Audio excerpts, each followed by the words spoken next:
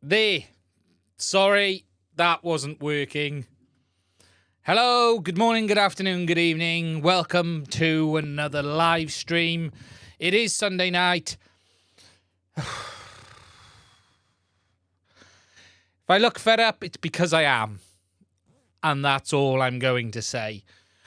Tonight, we got some stuff to talk about. We're going to talk about this Avata thing, and I'm going to keep this straight. I'm going to share with you my experience, my thoughts. That's it. I don't care about other people's footage in the sense of there are other people who've had things happen. There are other people who have not had things happen, and I'm not going to be showing anyone else's footage. I'm only going to be talking about mine and my experience and my opinion on that. We're also going to talk about the news on the HDZero goggles. And we're going to talk about FRSky a little bit. Now I can get now I can get a word in edgeways because I'm on my own stream and I won't have Bruce. Is 10 years of pent-up anger coming out. Now, if you guys didn't see, we had Steve from FRSky on SUAS News on Tuesday night. And it was a great show, in fact. If it wasn't for the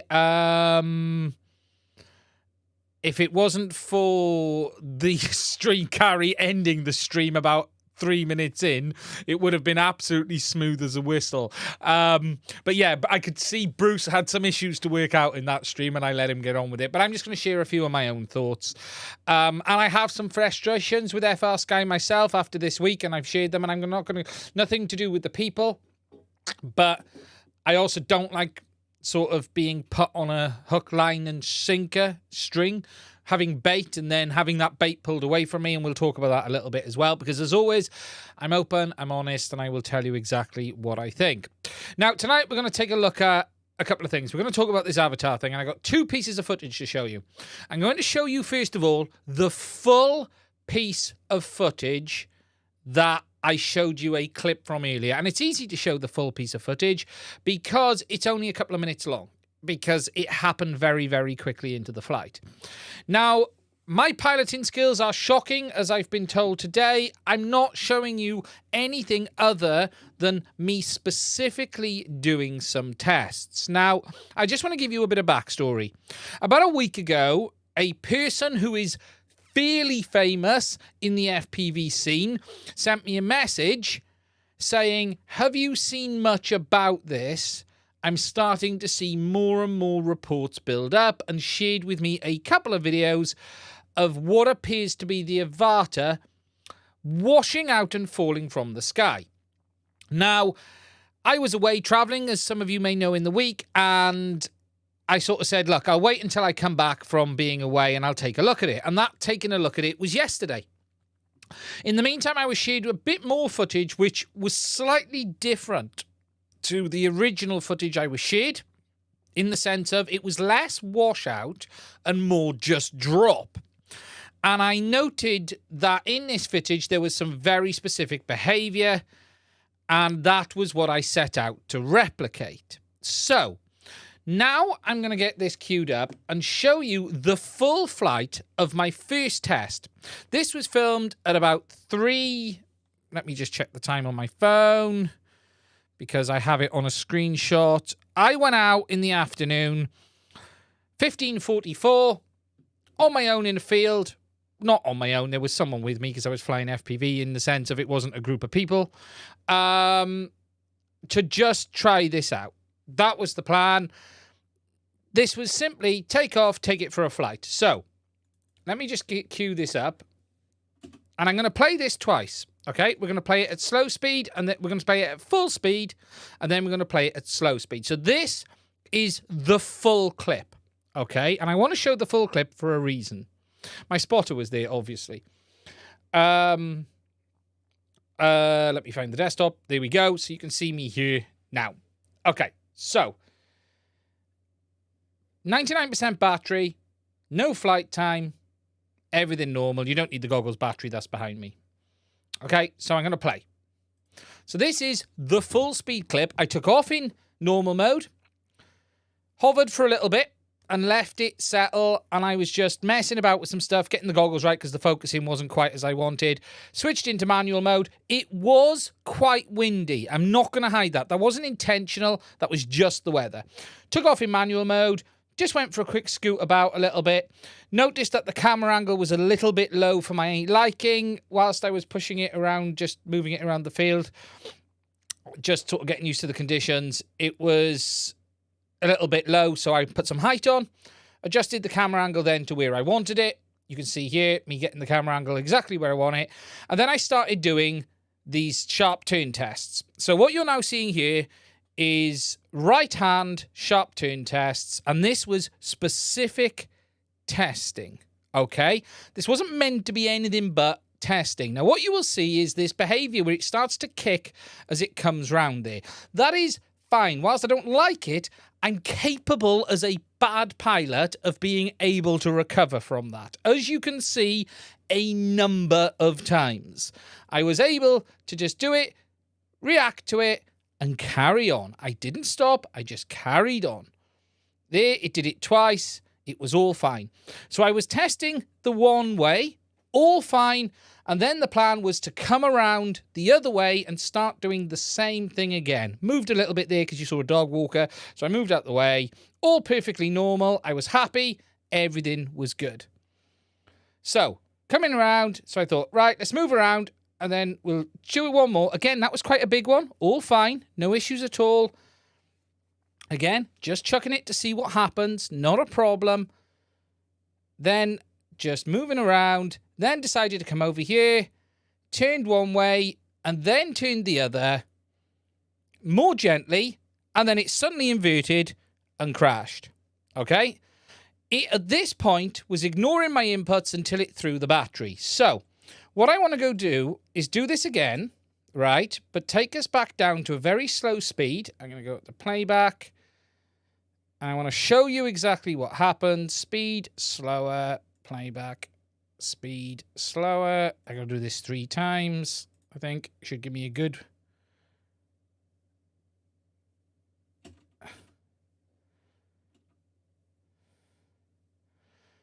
Let me slow that down again, because I want it quite slow. Okay, there we go. So I've slowed it down now. So I want to show you exactly what is going on. So what you're seeing here is what I expected to be your washout. Seen it loads of times. Nothing I'm concerned about at that point. Okay?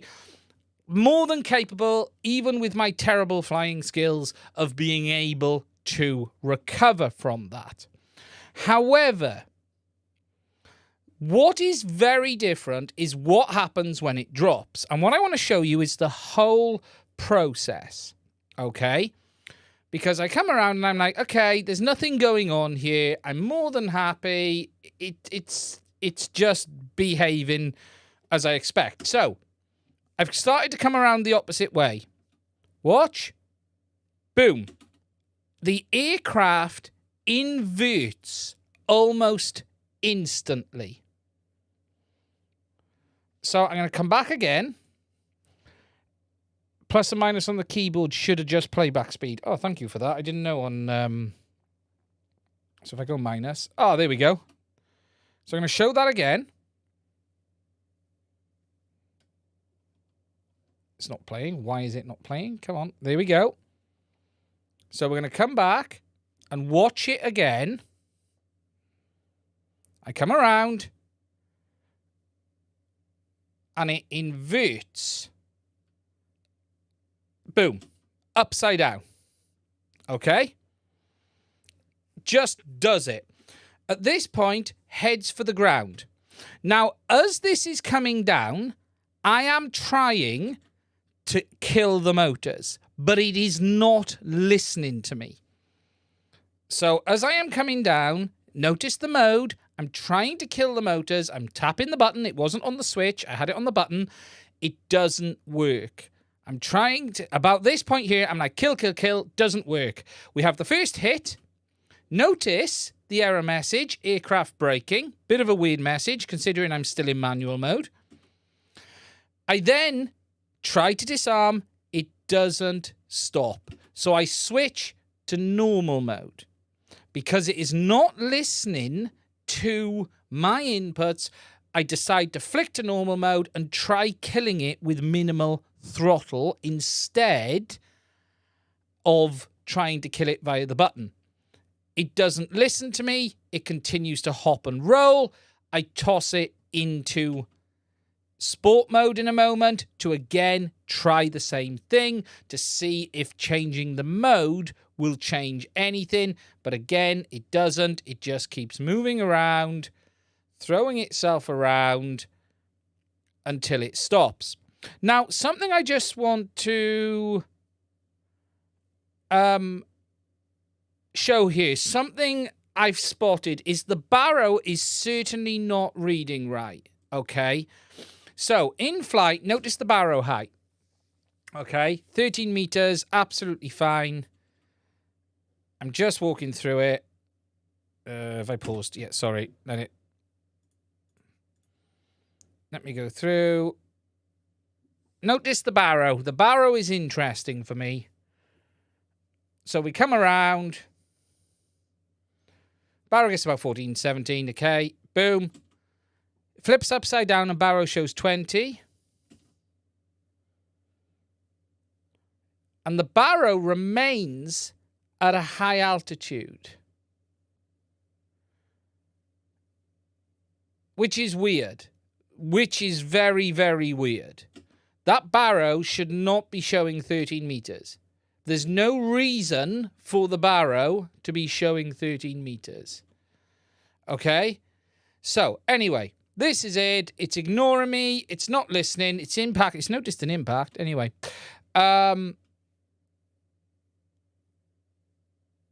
Shock vibration, but interestingly, Bruce, it didn't change on the route down. Okay, there may be a delay.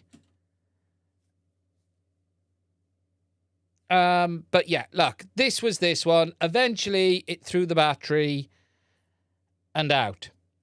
So, that is the full vid.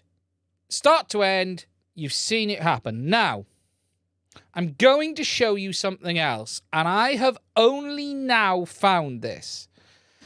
This morning, I got up and went back out again before I'd been online today and did another flight. And in that flight, I binned it with one of the washouts. Now, I firmly believed that it was just washout when I looked at it. However, now I've gone back over the footage, there's more to what happened this morning than meets the eye. So, that was yesterday's. This is first thing this morning's, okay? Different day, different light level. You can see it here. Exactly the same situation. Oh, sorry. Let me play back normal speed. Sorry. Speed, normal a minute. We'll come to the slow-mo in a minute. And again, I was doing the same things, just doing some round tests to see if I could make it do it. Now, there were a number of times in this flight, right, that it washed out, we recovered it. And I'll show you that in a minute. Nothing phenomenal. Exactly the same test and behavior. Now, this was done first thing this morning, right? Weather was a bit windy again. You'll see it in the trees. Not as bad as yesterday, I may add. But there is a bit of wind. But it was just, again, me just trying to understand what is going on here. We can see the kicks. There's nothing here that's out of the ordinary. This is all normal. This is all fine. Now, I want to show you something up here. I carry on doing this for ages, okay?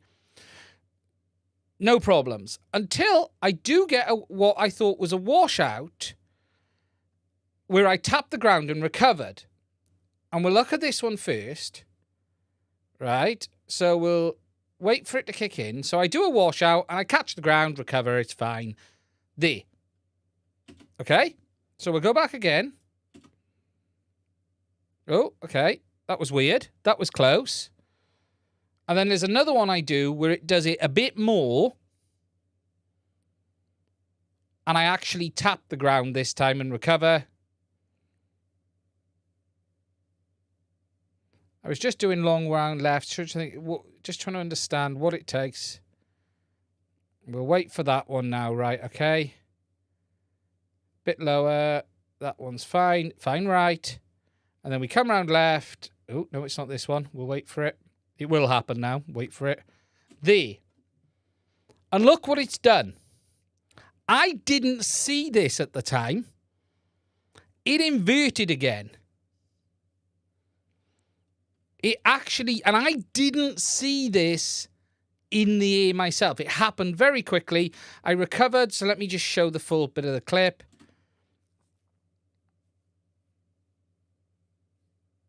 Flipped, and then I recovered and carried on flying. Now, it happened so quick, I didn't actually see it in the goggles.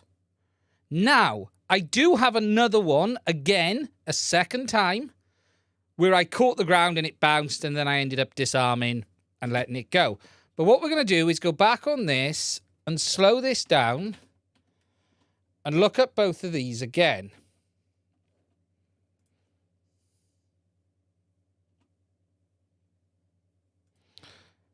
Now, this time, I'll be honest, in both occasions, it did listen to what I told it. It did respond to the control inputs. That's why I was able to recover the first time.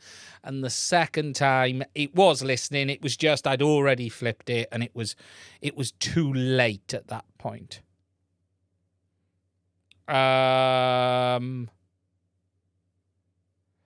At least it crashes with no broken parts. Yeah, to be fair, I've smashed it into the deck a few times in the last 24 hours, and it has survived. It's a solid drone. I don't question that. I want to see the first one, right, to see how far it goes over the first time. Now, this isn't... It's the flipping here which is the interesting bit, and then when it does decide to ignore you or listen to what we say. So we go around here. Is this the one that drops? No, it isn't. We'll wait for it to play. I'm not going to mess with it. It'll take a bit of time, but we'll wait for it to do it. Height is 25 meters. We'll just wait for this one to see if it does it now. Now, what's really frustrating is I don't have the gyro data on this one either because I forgot to turn off IES. But I'm going to go back out Wednesday. I can't do it before Wednesday. I'm traveling tomorrow just to have a look what's going on. I'm not really worried about the gyro data in the sense of it's going to show. It might show something, it might not. But we'll wait for this one now. I know this is running slow, guys, but I want to do this in real time. No, come on. We'll see now. I want to see what it does on that first one. Is it this one? Let's have a look. No, it's not that one. Now, there's a whole other conversation we will have in a minute on should you be flying this way. I'm going to touch on that differently. Remember, this isn't about what you should be doing a minute. I'm showing you what I found based on some very specific circumstances. Now, the question is, should people be flying in those circumstances is a whole other argument, which I'm going to touch on very lightly today. All right, is it this one, which is the first one that drops? Yes. So, look, she goes over and comes back up. I touch the ground and I recover, and it's fine. So it absolutely, in that first one, flipped over again. So that's a full frontal drop and then recovery. Now, what's interesting here is It appears to be the front props that are washing out, if it's washout. It went from 30 to 45 meters without climbing. That's interesting. I wasn't looking at the barrow then. Let's look at that. But that might be just the speed of the front of the aircraft dropping. Oh, yeah, look at that. But that could just be the speed of movement, I guess. And it isn't a violent turn. The interesting thing is, when I look at all of the turns it's done this on, they're not violent.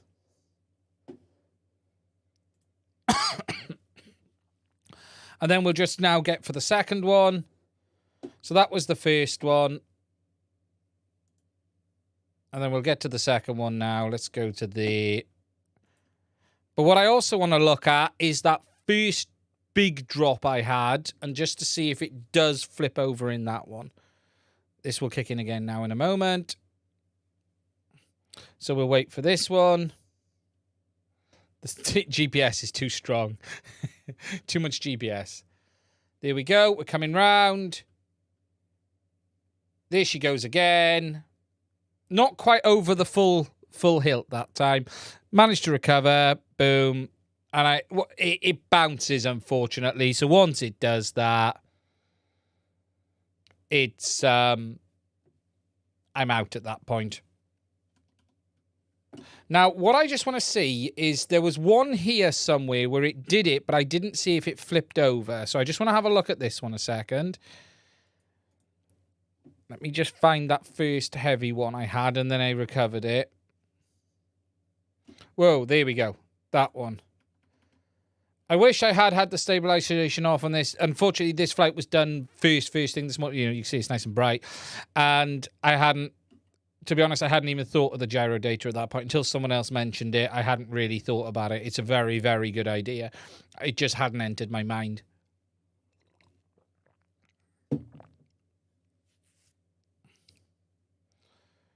Now, we'll just wait to see this one. I just want to see how far over in this bigger one it did. How far over it goes.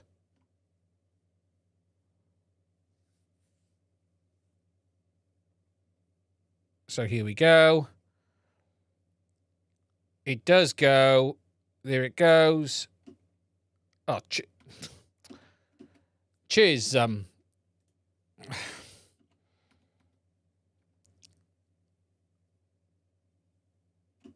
So we're looking down. Yeah, we don't flip. It doesn't flip. No, so that doesn't actually flip, that one. I just wanted to see how far it went. That's all. That one doesn't flip. So the other three do flip. The other two definitely flip. One sort of half flips over. The other one definitely flips over. That one touches down. So, in fact, it's 3 occasions. I didn't believe today it was, because when I saw this happen, it happened so quick, I thought it was just the washout with the drop and recover. And it certainly didn't do what it did yesterday, because yesterday's very much headed upside down, wouldn't listen to the control inputs, and then that was it. I was locked out until it threw the battery. So, that is what's happened to me. As far as I am aware, this is in line with a number of videos that have been shared with me. I am not saying every avatar fall from the sky you see is this. I am not saying prop washout isn't normal. It is. However, my opinion is there is something going on in DJI's code that is definitely not behaving as we would expect at times. Those last 2 times, it dropped, which isn't correct, but I was able to recover. If I'd have had more height, it'd have been no problem at all. Yesterday was a complete lockout, no listen, not shutting down, flying across the field until it gave up. And I have had other people have that in other situations as well. So that's what's happened to me. That is the situation for me. That is how it is. I think there are multiple things at play. I think washout is happening, but there is something beyond that which I feel is kicking this thing out. It could be the weight. It's definitely left side. It's definitely left side. Now, I'm going to address, should you be flying the Avata this way? Frankly, no. You shouldn't be flying the Avata this way, but the aircraft allows you to do it in manual mode. There is no other aircraft I've had that has this kind of behavior. There is no 5-inch, 3-inch, 2.5-inch that I've got here that literally will invert itself on a washout and try to head for the ground. I get altitude will drop. I 100% know what washout is. Vortex ring stake. I've had them all. I've had phantoms plummet from the sky from 120 meters unexpectedly due to vortex ring stake. That happens. I understand that. That isn't what we are seeing here. There is something else at play, in my opinion. But as always, my opinions are entirely my own. People have the right to have different opinions. All I'm going to say is that's where I'm at. And my stance is, my personal stance is, until I understand what this is better, I think the aircraft is potentially dangerous in manual mode, because if it does that flying around people, you could injure someone. And as such, I am not going to recommend people buy it. That's my personal decision to make as a reviewer, as I have the right as a reviewer to have that personal opinion. And that's where my stance is at. I have used that stance many, many times in the past. I told people to stop buying the V2 goggles when they were bricking because DJI had a problem. So that is the reason I have said I believe it isn't fit for purpose and it has a problem, because if that was to happen unexpectedly and hit someone, the outcome is bad. Yes, I know in manual mode, a pilot can do something stupid and hit someone. That's different.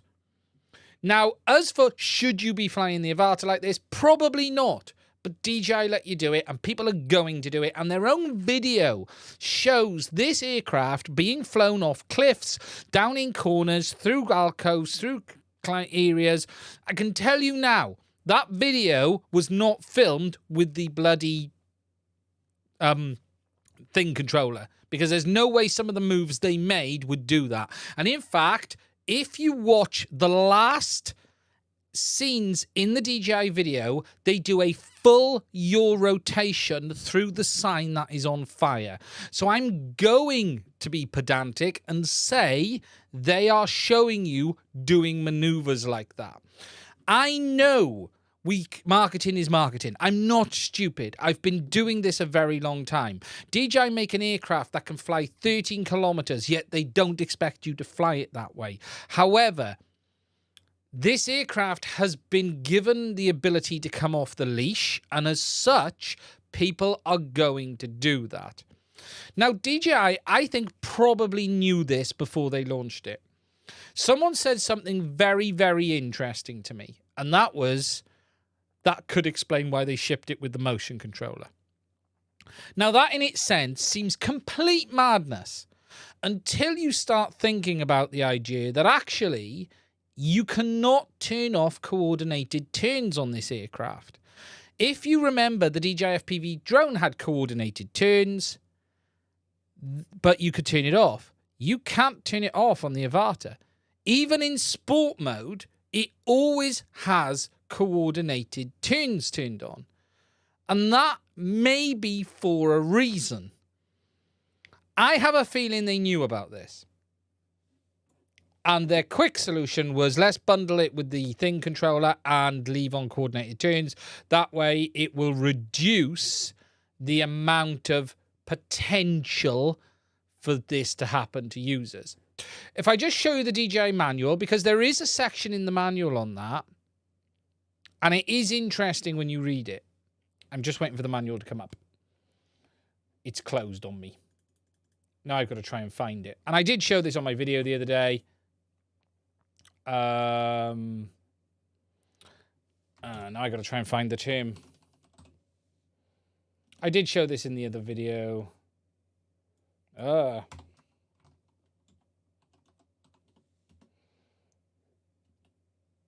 I can't. Did I say what page it was? It was section 9. Somewhere. Flight safety section 9. It was. Let me just find it. It was the flight safety section. It was, but I cannot remember exactly where it was. Control F, safety. If I search for safety, will it find it?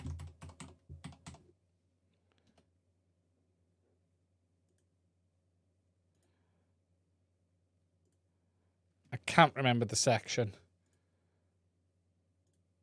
I wish I could remember what the actual term was. I showed it in the other video. But I do wonder, it is 61. Ah, there you go, legend. Thank you, guys. And ladies. 61, 61, 61. Let's get down here. And I just want to highlight it because it is there. And I do wonder if they knew about this. If you add up the remote controller and... That's a lot of tinfoil hat, mind.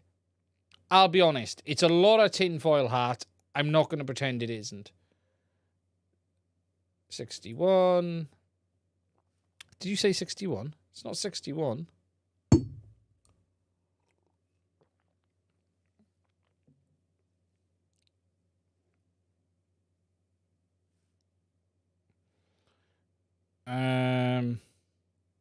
It's not there. You just try and find this. Flight restrictions, flight. 61 top. Type 61 top of the search. Ah, 61.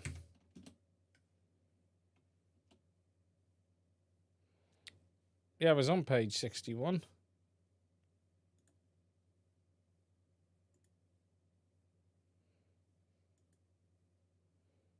With section 9, I know that.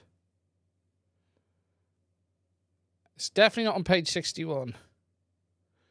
Knew the zoom, was it? Page 19. Ah, let's try 19, shall we?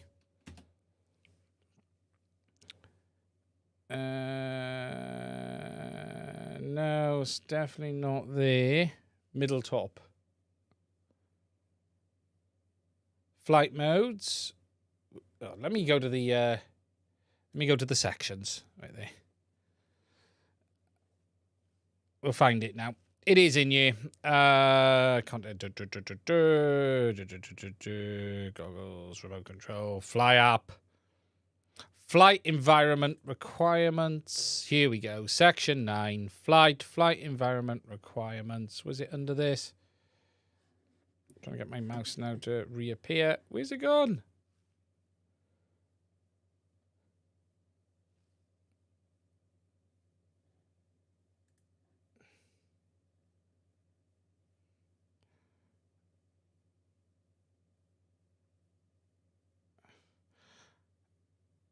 I'll find it in a minute. It's definitely in there.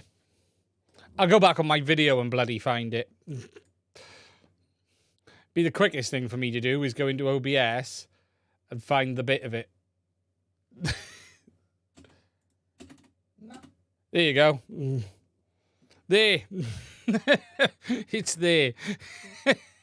That was the quickest way. Flight environment requirements it was under.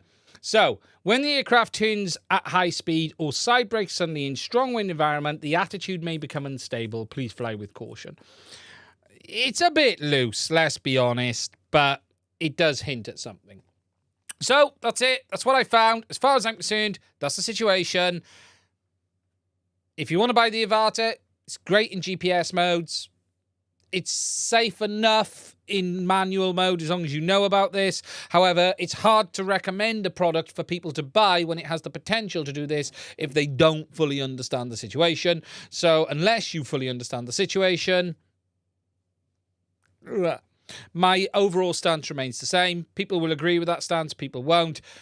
I am entitled to say that. That's it. Done. Moving on. I really don't care about it anymore. That's all I've got to say on this. Now, just going to catch up on the chat finally. Let me bring that up.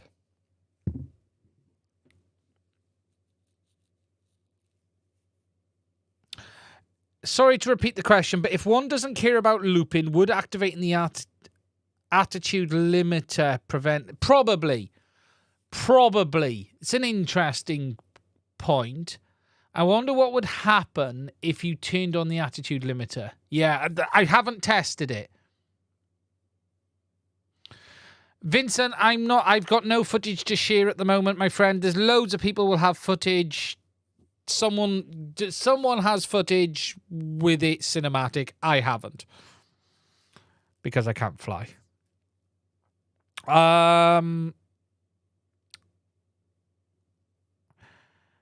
Just checking up in the chat. Avata is a great package. It's a very nice drone. I'll be honest though, the more I use the goggles, the more I don't like the goggles too. Attitude limiter does not prevent fast yaw movements, though. No, it would just be interesting to see, though. Does it kick over? That would be interesting, wouldn't it? Impact on the issue. Yeah, as far as I can see, you cannot push this in GPS mode enough to cause it.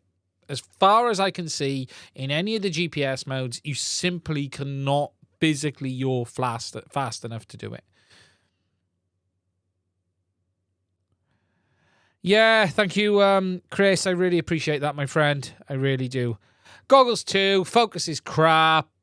The image overlays, it just doesn't fit my head well. They stop me breathing. And the IPD adjustment is poor. There's always image overlap. You can't get it end-to-end clear. They're not great. The V2 aren't great, but the V2 are better from an image Hello, Demibot Frame. Hello, how are you, my friend? We have Bot Grinders Frame in the chat. Okay, let me just go back up in the thing. So that's the situation, guys. People will have their own opinion if I've caused this or not. Is it my bad flying? I don't care.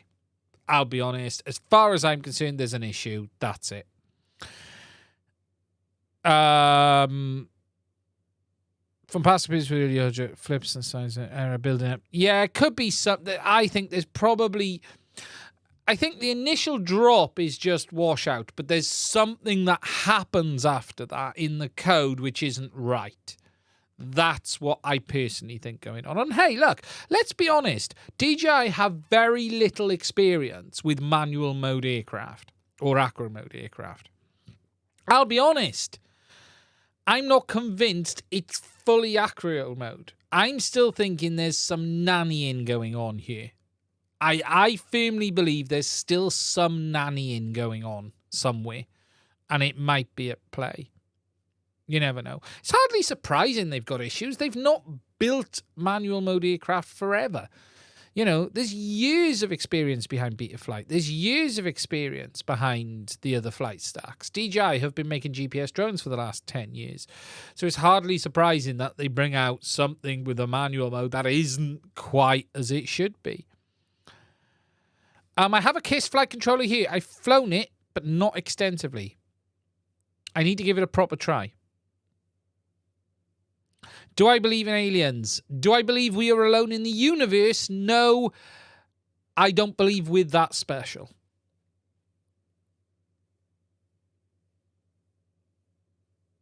And the building blocks are everywhere.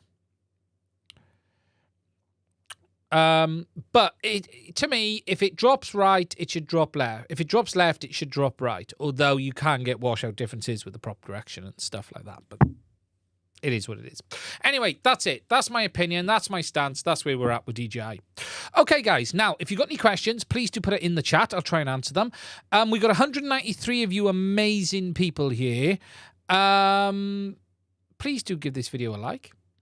Next, we're going to talk a little bit about this, which I need to put up on the screen. And we're not going to be long on this. It's just a little bit of news on this, which is Carl has announced the pre-order option for the beta testing of the HDZero goggles. So people have been invited to go and buy a set of pre-release goggles at 25% discount, which are going to ship in the next couple of weeks. Now, it's going to be really interesting to see what we get from this. I am guessing They're probably going to be under NDA. I don't know. Genuinely, I don't know for sure. Or at least they're going to be filtering what comes out. It is pre-production run, or it's going to be an early production run. The plastic injected molding cases, the boards are final and all of that. They're pretty much final, basically. Carl goes on to say. Pre-production units, beta testers, they're invite-only beta test. So if you've had an invite, congratulations. I haven't. So I can't wait to see the final product. We'll have to wait and see. That's all we can do. But they are coming. They won't be long. The images are up. I think they look nice. I quite like the look of the goggles. I do. I know some people don't like the annual analog module on the side. I think that's fine. I do think it's fine. It's going to be interesting to see how they perform. We've also got that interlacer, the de-interlacer, I should say, in there as well for the analog video, which is quite good. They are going to retail, though, at $599 at release. So $600. It's where we expected them to be price-wise. HDMI in, HDMI out, 1080p. Yeah, it's going to be interesting to see. But yeah, I'm looking forward to these. I really am. If they're good, it will give me an ability to sell my Skyzone 04Xs because they can basically just replace them. There is spec. So obviously we do have some decent specs on them now. So 1080p 90Hz displays, micro LEDs, smoothest and fastest link, 3 to milliseconds end-to-end glass to glass on the link. HDMI in and HDMI out. You know, that's great. That really is. Built-in DVR, audio AV input, headphones, microphone combo jack, analog bay on the side, 2.4 gigs Wi-Fi module for further expansion, video streaming to phone possible in the future as well. It is going to be very, very interesting. And you're going to be able to put HDZero, obviously, analog, and if Walksnail ever release it, their VRX module too. So that is around the corner. We're going to have to wait and see. If anyone has had a pre-order, congrats. I don't know anyone who's been invited. So if there's anyone in the chat who's been invited, if you're allowed to say. It'd be really cool to know. But I haven't, but I'm expecting there to be plenty of people out there who have. You know, it's as simple as that. I think the price is decent. It's not great. It's not terrible. It's as simple as that. I think it's pretty much where we expect a set of high-quality goggles to be today. Yeah, we're just going to have to see. Although, it's going to be tough. It's going to be really tough to compete with anything right now, especially with DJI system having full OSD on the current FPV system, because that is just phenomenal. It really, really is. I've been flying that on this for the last couple of days. No, not that one. That one. I've been flying that on this for the last couple of days, which is Chris Ross's AOS 5 Mark II, and this is the Bind and Fly. I have a review of this drone coming on the channel in the next week. And this drone is genuinely, this is the best quad I've ever flown. Hand on heart. This drone flies so well out the box. It's ridiculous. It really is. You'll notice that isn't the original antenna on the back because I needed to swap it over. There was a reason I had to swap it over. I wanted to just do a quick test a minute on something, so I swapped it over for the Link one, but the original antenna is over there. There's nothing wrong with it. It's absolutely fine. I just wanted to test something. I was getting some strange behavior. And you know what? This is a phenomenal quad. This is the iFlight Bind and Fly. So this comes with, this is the AOS 5 Mark II or version 2. It comes with the Zing motors, Zing 2s from iFlight. It has their Blitz flight stacks, and it has Digital Vista built in as standard. And it's a very, very good aircraft. It really, really, really is. I'm not allowed to comment what camera is on top of this at the moment, I'm afraid. I was originally meant to have a video out on that, but it was asked not to publish. So whatever you're seeing on that, I can't talk about. But you may have seen other creators publish videos and then have to withdraw them afterwards. But I'm not going to say anything about that. But bind and fly, and it uses the DJI FPV remote as well as standard. So yeah, that is about the only thing I'd change. I really miss Express LRS. Only when you go back to the DJI Link do you realize how bad it is compared. BMI 270, I think it is off the top of my head. Is it the BMI 270? I'll tell you now. Let me find it. It is this drone here. The Bind and Fly. 6S, obviously. Nebula Pro, Vista, Bind and Fly. $495. And I think this is a very good drone. And that's not that expensive. It's not the cheapest. I spoke about this last week. Comes with the Zing 2s. And it's, you know, it's a decent drone. It's a very, very good drone. Gyro. Yeah, BMI 270. I genuinely, this is probably the best flying quad I've got in the stable here. It just flies so well. It's very loose out the box. The rates aren't particularly, they're very cinematic, but it does fly very well. They're not the original props either because I broke them very, very quickly. But it is a very nice quad, and there is a review of that coming in the next week on the channel. But I'm not the best flyer in the world. I don't pretend to be, but I can tell you now, this thing flies beautifully. I see what Chris means. It's a great, great quad. A really nice frame as well. Actually, I will say that the frame is very well done. How do you change the font on the DJI OSD? The standard seems way too big. Yes, there are new fonts coming. There will be a video on that in the near future, but you basically need to put the files on the SD card and place that card into this slot, basically. But yeah, I've been flying that for about a week and a half, 2 weeks, pushing it through its paces. Very good drone indeed. And it fits a GoPro on the top, if you want a GoPro. Fits a GoPro on the top. Session style camera on the top as well.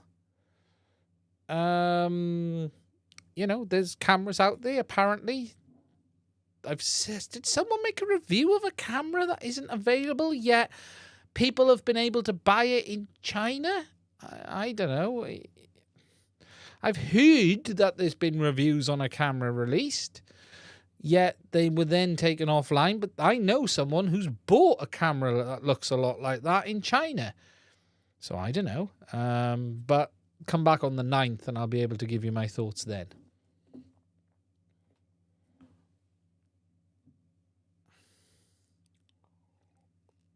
It is not a GoPro. Let me be clear. Let me be blatantly clear. Can it be ordered with the ear unit? This comes with the ear unit as standard. The Bind and Fly is ready to go out the box, apart from the camera on the top there. Comes with a Nebula Pro, Vista, ready to fly. You literally bind it to the DJI remote and it's ready to go. Do you know what's something interesting on this as well? And thank you for the super chat, Sean. I need to catch up on the super chats. I'll do that in a minute, actually. Something really interesting. I've been flying the DJI remote a lot with this, obviously, because I've needed to fly it. It is a very good remote from a stick point of view.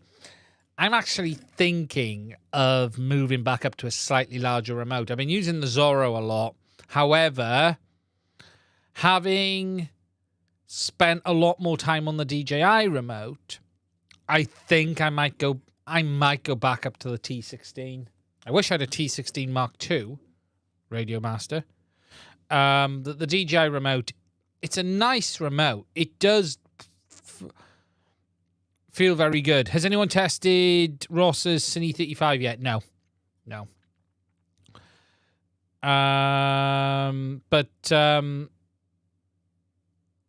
Yeah, it's very good. Yeah, the black DJI remote. Yeah, the standard black one. Yeah. Will the Runcam Split 4 replace the Runcam Hybrid?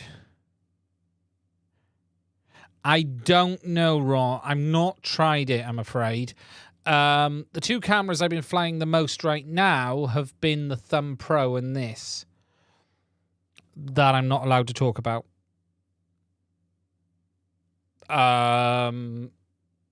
Which I'll talk about on the 9th. TX16. Yeah, TX12 is... do you know what? I might move over to the TX12 full time, but if I do that, I'm going to have to put the AG01 minis in. I've been using the Zorro, and I like the Zorro, but the battery life is winding me up, so I'm at the stage where I might go... I just got used to the larger sticks on the DJI the last couple of days and thought, I'm actually a bit happier with this.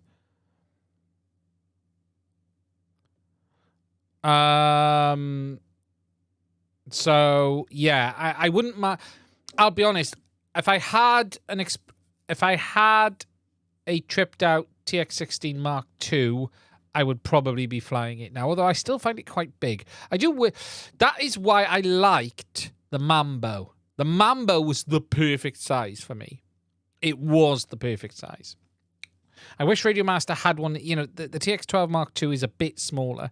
The sticks are smaller. The throw is smaller. I wish a radio with bigger gimbals but a smaller radio is what I would like. It's either that or I completely make an Express ELRS version of the DJI radio. I completely gut it and create an Express ELRS one. That would be a way to do it. There's enough space on the back for a module. 3D print a module bay or put a module inside. I wonder if the Zorro board would fit. I wonder if the Zorro board would fit inside.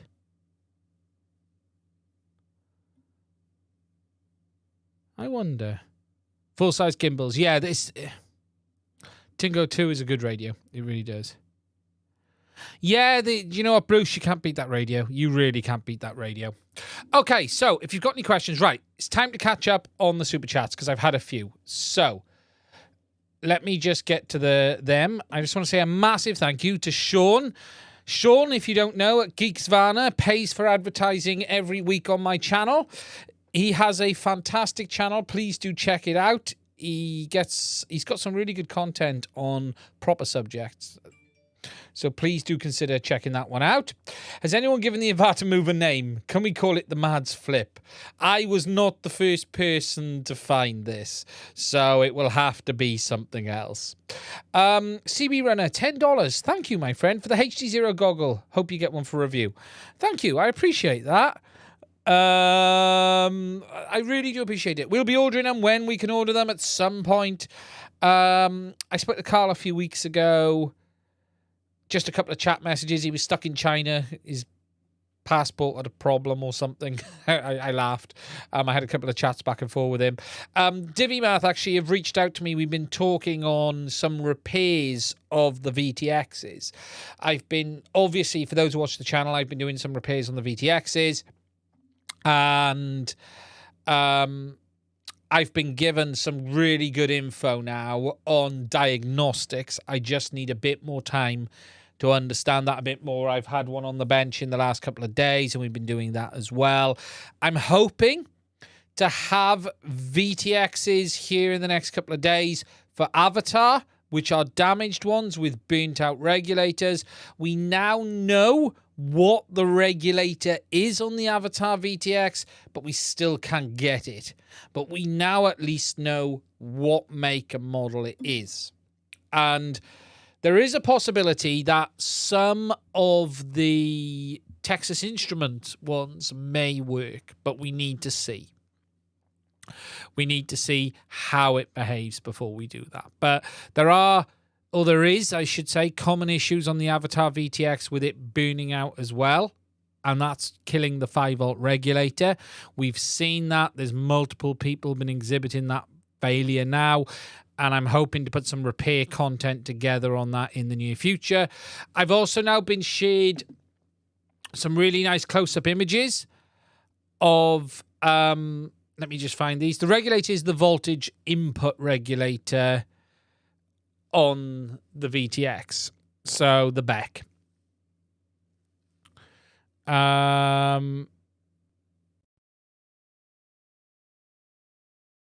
Let me just find, I was shared some proper images now of the new 1S VTX. And interestingly, there has been some comments of people having problems with that new VTX as well. It is not as simple.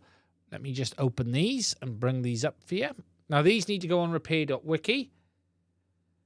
They will be going on repair.wiki very, very soon. I haven't had a chance to actually do it yet. Let me just bring that one over as well.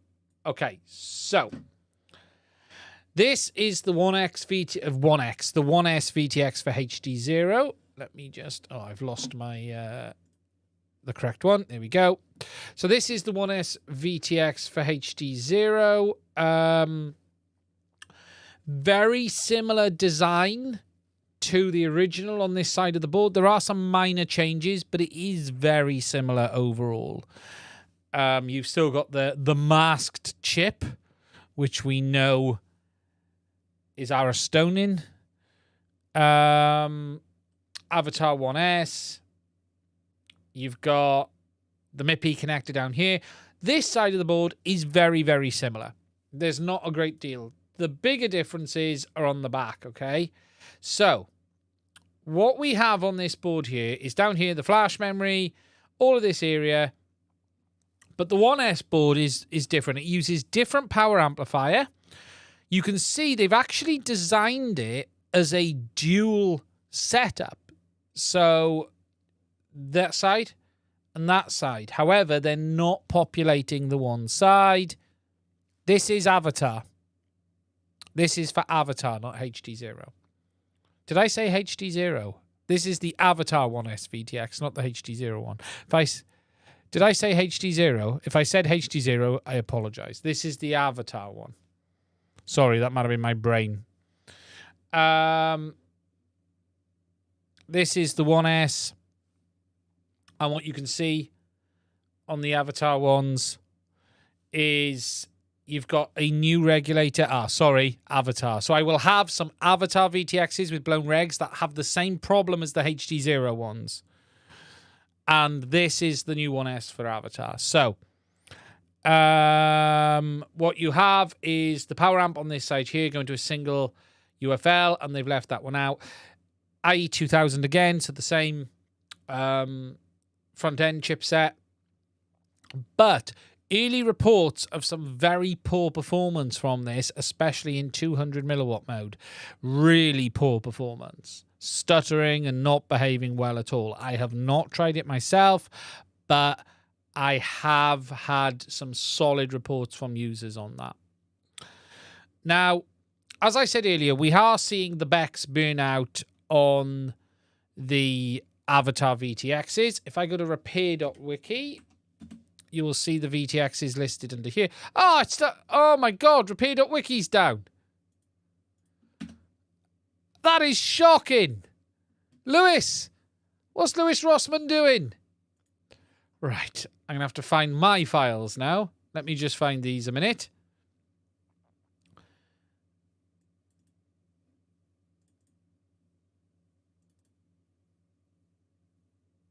Where are they? Where are they? Right, here we are. I'm just looking for the right side. 1 second. Must be this one here. Nope. Yes, there it is. Not a very good image. Let me try that one. That's probably a bit better. Okay, this image isn't the best. Let me just see which one is better. Try that one. There's probably a little bit better. Okay, so this image here of the Avatar VTX, this regulator here burns out. This regulator here is the main input regulator, 5 volts. So you got the coil, it's a back, and this is the one that's burning out. We weren't able to find what it was. It's labeled 5333H, and we've now figured out it is an IC by a manufacturer. I've got it posted on Discord. I can't remember what it is. I gotta put all of that up on the wiki. But sourcing it has been a problem. We still cannot find anywhere to actually get it. Let me just find what the actual part number is. It will be here somewhere. Let me just find it. It has been... We did find the details. No, that's not it. Fat snail. It is a... let me tell you what it is. Someone managed to find it for me on let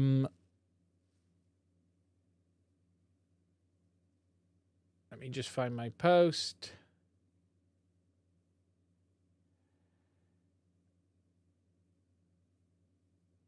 We have a circuit diagram. Let me just find it 2 seconds. I put a post on about it and it's disappeared now.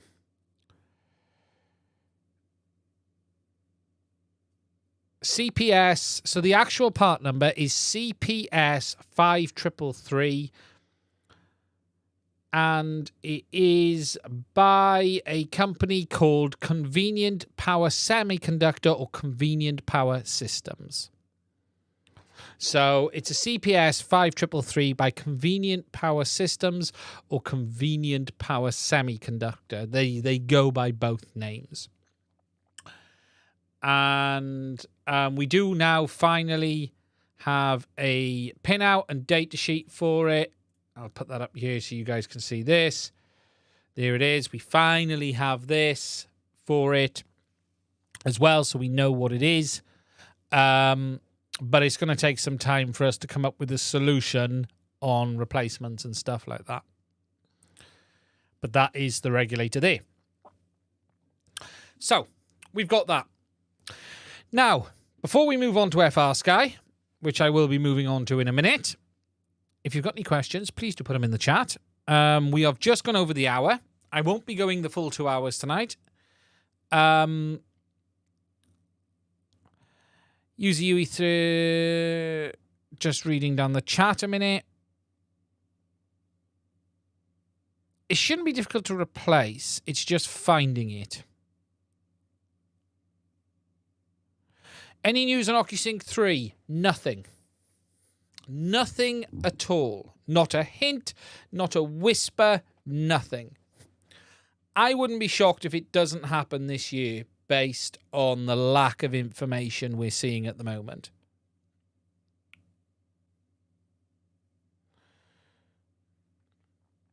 I wouldn't be shocked. I just wouldn't be shocked. There's very little out there. Very little out there. DJI may have their work cut out fixing the problems on the Avata, let alone on anything else. Now,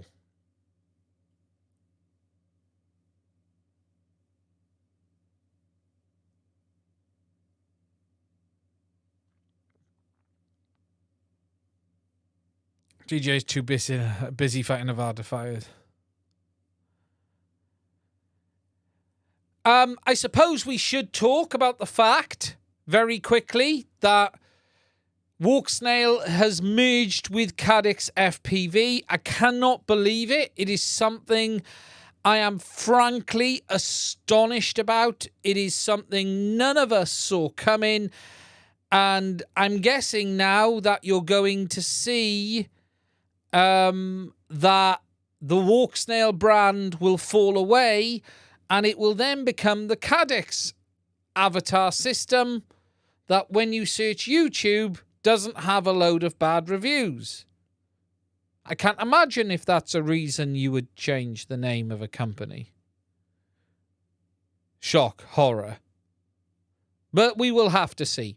It's been a while, actually, hasn't it, as we've had firmware. Now, Caddex are on shutdown until about the 9th of October, 7th to 9th, because of the Chinese holiday. But it's been a while since we've had a firmware update for the Avata system. They were much faster, and suddenly they've slowed dramatically. Now, I don't know what's coming. They told us they weren't the same company, so we... Yes, I know. They said they were not the same company. So you have to make your mind up about, can you trust a company that says things to you? Do I still own the goggles? Absolutely. They're down there in my case. Haven't flown it for about 2 weeks. Until they produce new firmware, it's not fit for purpose, as I have said. There is a reason I have not reviewed the Avata system, because it still, as far as I am concerned, is a beta product and is not fit for public consumption until they resolve the issues.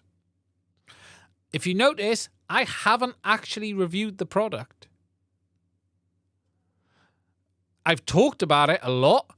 I've told you about the new firmware, but I haven't actually fully reviewed the product. So my stance still remains the same, that it is a beta product until we have resolutions for all of the firmware issues, including the image brightness, because it's so dark, it's ridiculous.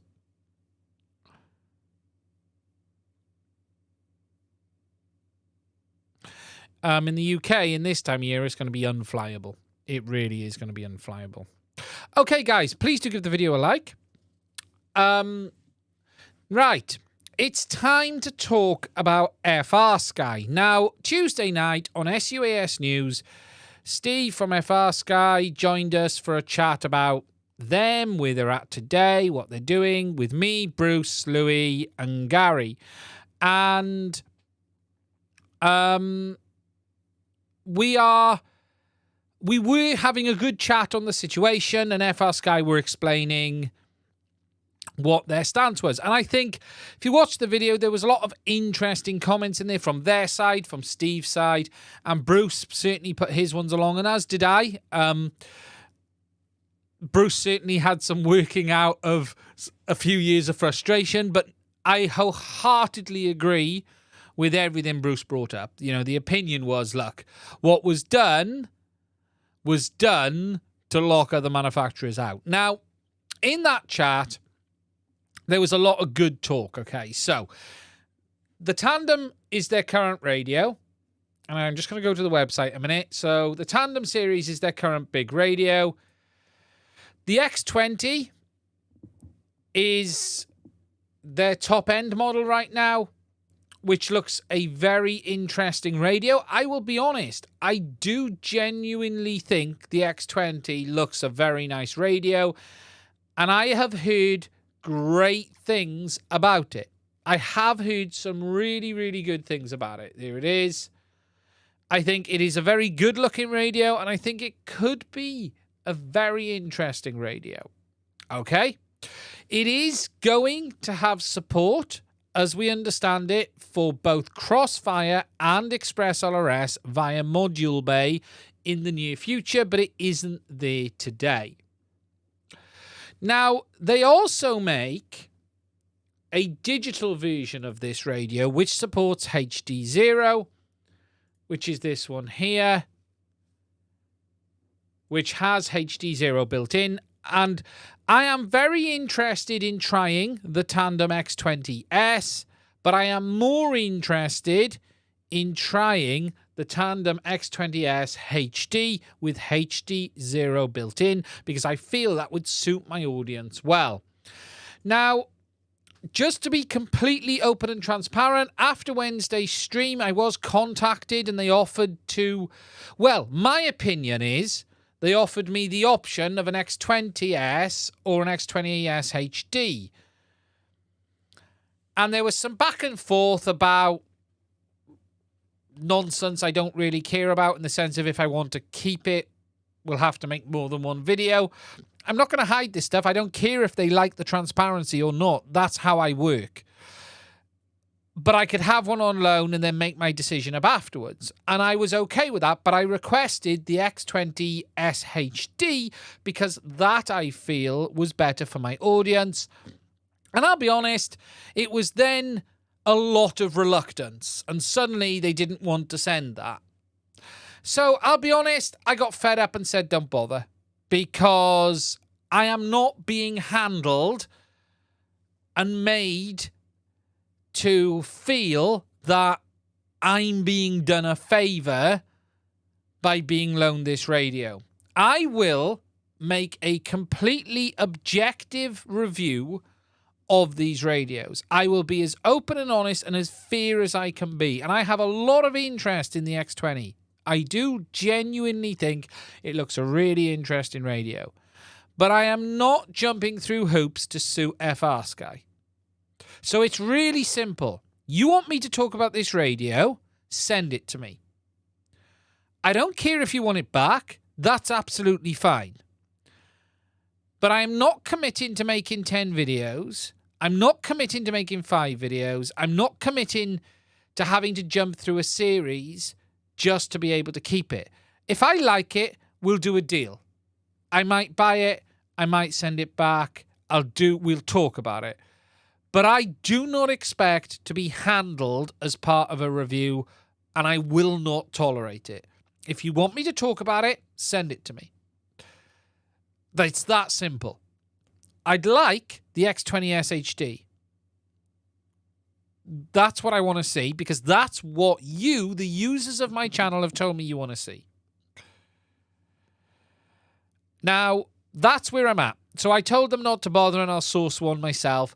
If there is anyone who knows a dealer with an SHD in stock who could loan it to me, I don't really want to buy a $600 radio to find out it's got some major issues, and that's why they don't want to send it to me. And I'll be honest, I have a feeling there is some issues here. And there, again, is a problem, because if there are things that are not right on this radio and it is for sale, then that is the same situation as Avata, and I will have no choice but to say it's a beta product. So you need to be open with me up front.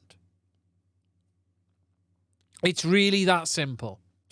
Now, on top of this, I don't know if you guys have seen, but FRSky have also quietly pushed out the Sky Vision HD monitor, which is a HDZero based monitor from FRSky. Now, this is interesting as well, and I wouldn't mind having a look at this as well, actually. There are people who have ordered this, but it hasn't quite shipped yet. But there is also talk that this product is unfinished as well, and it doesn't have OSD or some of the other functionality. Now, that isn't confirmed, but I do believe that there are some issues with this at the moment as well, but no one has got their hands on it. Now, there are a lot of people who are very interested in this. I think Joe Mama's ordered one, a couple of others have, and it does look interesting. But again, there is a concern that it may not have everything working as it should. But $198 is quite interesting for a HDZero monitor. That's for sure. Sorry, let me just cough that out. So, I have not asked Carl, actually. It's the one thing I've not done is asked Carl about it. I may order one of them, but that's where I'm at. So, we had the stream. I think Bruce put a link to it in. It's worth a look. They'll answer their own questions. You know, look, if I'm going to give an opinion, and FRSky may or may not like this, and this is going to sell or not sell my chance of getting a radio, I do feel they're stuck in 2016. At times, the conversation was very much like, why would you not want to fly our protocol? I don't think FRSky fully understand Express ELRS at all and the benefits of it and what it allows users to do. I don't think they get it, if you know what I mean. And it's like, well, why would you want to fly some open source protocol? And I don't think they got the pain that many of us say there is with updating the firmware on their modules. To them, it just seemed like it wasn't a problem. And it seemed like it's a surprise that you wouldn't want to fly their new protocol. And it's just, it was, Steve's a lovely guy. But I do think there were some things that they need to get up to the modern era. Now, they're clearly trying to compete with Spectrum. They're not interested in Radio Master. They're not interested in those other companies from the look of it. They're looking for the Spectrum users. And that's where they're at.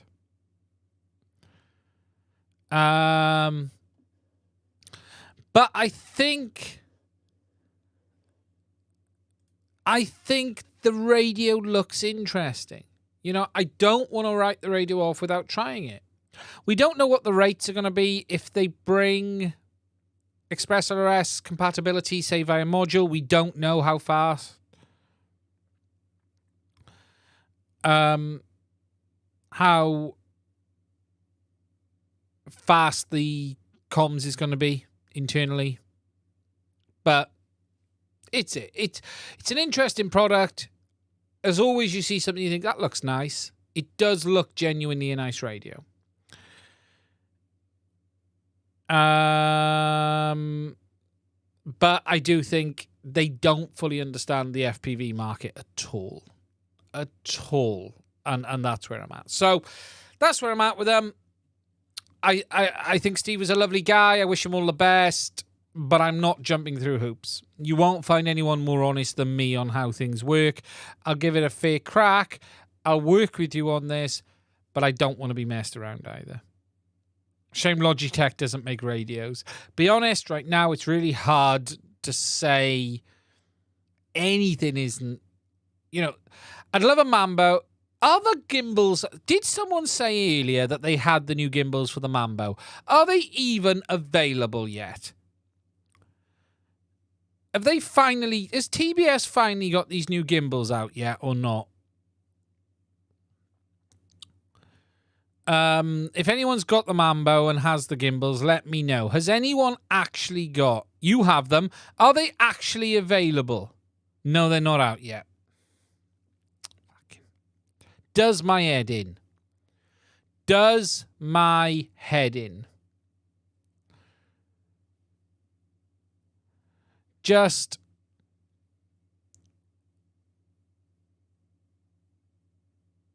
They're not sold separately. So I got to buy a new radio to get the new gimbals. Nice, Trappy. Very, very nice. So how do I know if I order one, I'm going to get the new gimbals? That's the next question.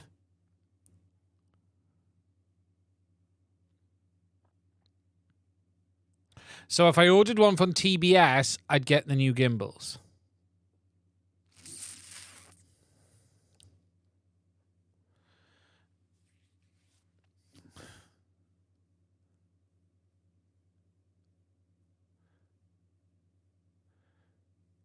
I know they said they'll be available in the future. All new ones past a few months have them. TBS dealer here, all new radios. Fly high FPV. So let's have a look at this, shall we? Because my Mambo's up there. I do like my Mambo. I genuinely do like my Mambo. It is a very good radio. It's a bloody expensive purchase just to get new bloody gimbals. They don't have enough for individual sales yet. I can understand that.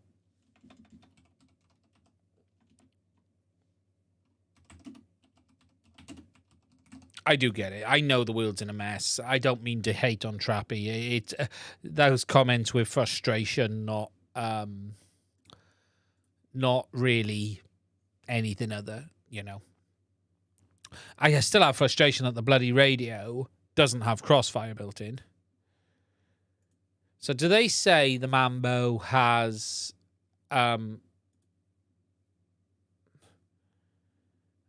shop folder? Yeah, I don't care about the price. I just want to be able to buy them.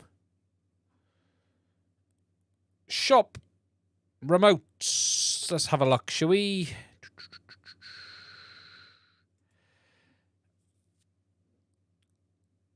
If I was going to order another one, I'll order an ethics one. Probably. No, I won't. Pre-order. Brilliant. Do they actually... But they don't say it comes with the new ones. Radios. Let's have a look. Oh, so they're all out of stock anyway. So I can't have one even... Oh, no, wait there. Pre-order. Pre-order.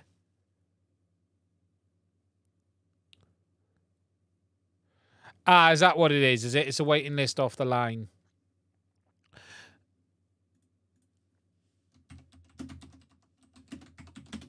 I wonder if any of the dealer ones... Is there any way to tell externally if the radio's got the new gimbals? Does anyone know? Is there a way of telling? Doesn't look like I'm going to get one in the UK anyway. Your FPV... It's looking like everyone is out of stock. Nope, they ain't got it. No. No. No.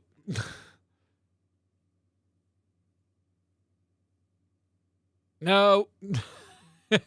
So you're not buying one? No.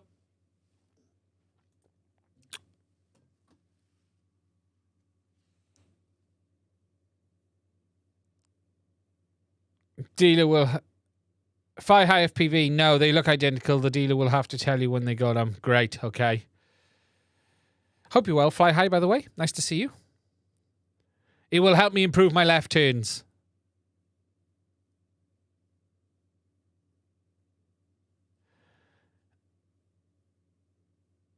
Yeah, I did see on the stream. Yeah, like I was in jest earlier. I know they have troubles in Hong Kong. He did. Yeah, he got his lease pulled, didn't he? And he had to move building like overnight or something. They didn't have long. Yeah, he did tell me. He did tell me. He said on the stream. I did see it. Brilliantly Move HQ. Yeah, I did see all of that stuff. Thank you, mate. I do appreciate it. Yeah, I did see the stream. Look, I get frustrated with Trappy, but look, I know his problems. They have enough problems over there as it is, let alone his supply issues, and everyone's facing the same thing. Let's be honest. I did like the Mambo. I would love to try the new gimbals. Do I just place an order for a new radio and do it that way?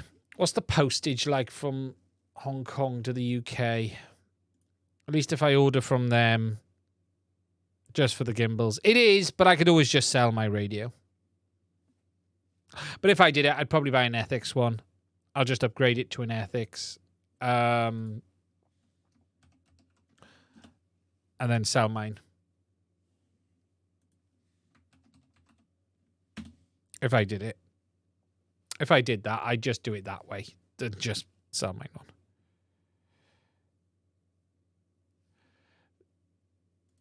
I don't know. Ooh, Leo Ponce. My DJI Goggles version 2 reboot while selecting the AV input. Any ideas? No, that's weird.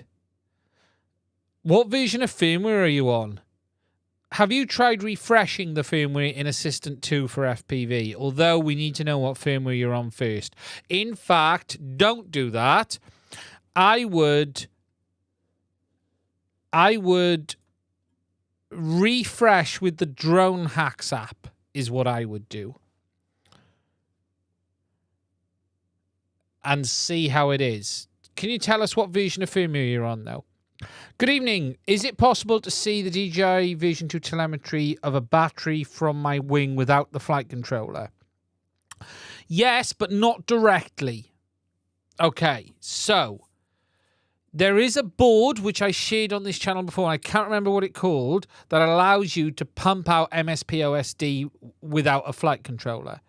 I'll be honest, it would be cheaper, though, or easier, just to get a flight controller and put it on there. I would just get a flight controller and put it on there. You don't need the license to use the firmware updater on Drone Hacks, Leo. It's free without the license. I would just chuck a cheap flight controller on that measures voltage and use that.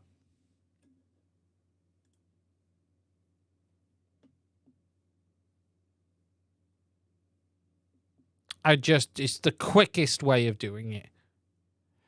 Yeah, reflash to 606. There's no license needed for the firmware flasher. I've done it myself. You don't need a license for the firmware flasher. So when you use Drone Hacks,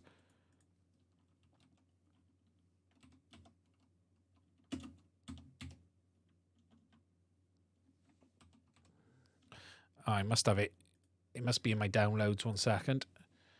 Drone Hacks, Drone Hacks, Drone Hacks. Where are you? You're here somewhere. You're definitely here somewhere. Where are you? There it is.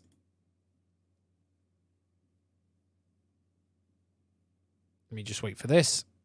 There we go. So, Drone Hacks here. You don't need to log in. You don't need to do any of this up here. You can go straight over to the Flash DJI firmware section, click on the download firmware, and this will take you to the Dank drone downloader. Sorry, not Donk. Select your model. So if you're on V2 goggles, and are you in FPV mode? If you're in FPV mode, DJI, you want goggles V2 DIY FPV mode, GP150, 0606, other, download that file, and then flash it.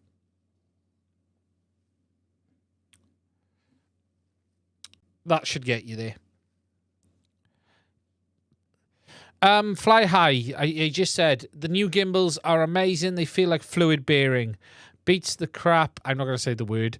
Beats the crap out of every gimbal you've tested, including the CNC metal ones. It feels more expensive, but not better or smoother. Nice. Okay. Choose firmware version is grayed out.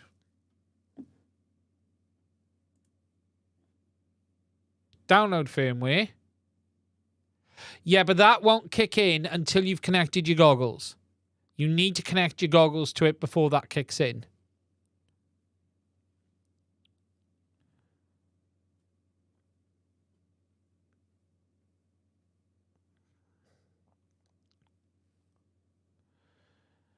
They did change the behavior.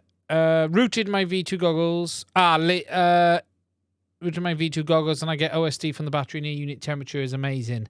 Yeah. Yeah, make sure your goggles connected and refresh. That's a bit of a weird fault, that. Not seen that one before. Thank you, Leo. That's very kind. I might order an ethics one. If I do it, I'll order an ethics one. I did like my Mambo. I didn't really care that it wasn't running. What was the price of the ethics one again? Let's have a look. Ethics shop. It's a bit dearer. Ethics Mambo. $189. That's not bad. That's not bad. If I ordered one with the ethics, I'd go with the ethics one. $200 with 18650. Yeah, I got cells I can steal. Oh, AH4 quads. Impressed with the Skystar stack. 4060 amp. Yeah, the Skystars are doing some good stuff. You're seeing a lot of nice new stuff.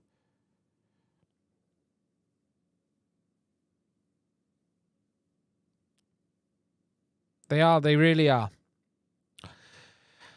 Okay, everyone. It is an hour and a half. I am going to call tonight the upgrade gimbals, textured paint, better grips, and the knob goes to 11. You always love a knob that goes to 11. X-Lite with Express ELRS. Haven't tried it.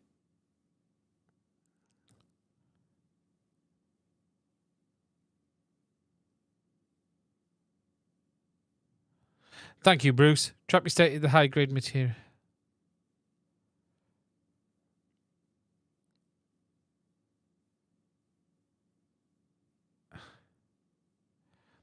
Twin X lights. Right. We're going to end this one there. I want to say thank you to everyone who's watched the stream. If you have found it interesting, please do give it a like before we go. If you want to support the channel, there are links to my Patreon as well as Buy Me a Coffee. It's been a very tough day. It's been a tough weekend, actually. It's not been a great weekend for me for many, many reasons. But we'll probably be back same time, same place next week. I've explained the situation on the Avata. As far as I'm concerned, the situation is over until I hear more. There is another video coming on the Avata probably next week where I'll be sharing with you something that isn't widely known. So please do make sure you check that one out. And it is something I'm not very happy about as well, but we will talk about that in a future video. There will be a video coming on this drone as soon as I get a chance to finish it. I need more footage.